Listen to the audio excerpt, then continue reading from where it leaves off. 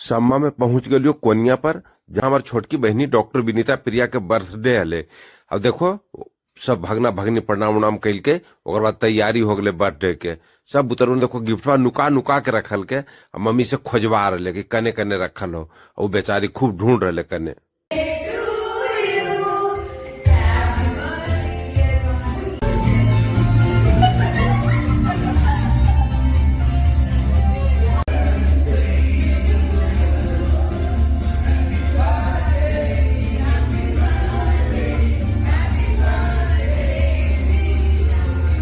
केकवा कटे के पहले देखो गिफ्ट तिफ्ट देवे के शुरुआत हो गए। केकवो भी नहीं कटले।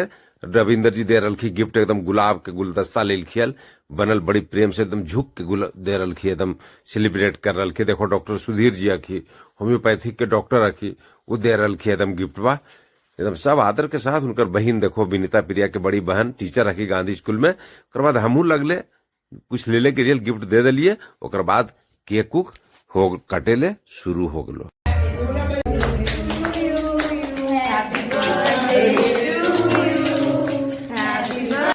अंत में सबके साथ फोटो तोटो खिंचैले, खूब सेल्फी उल्फी सब बाल बुतरू लेल के।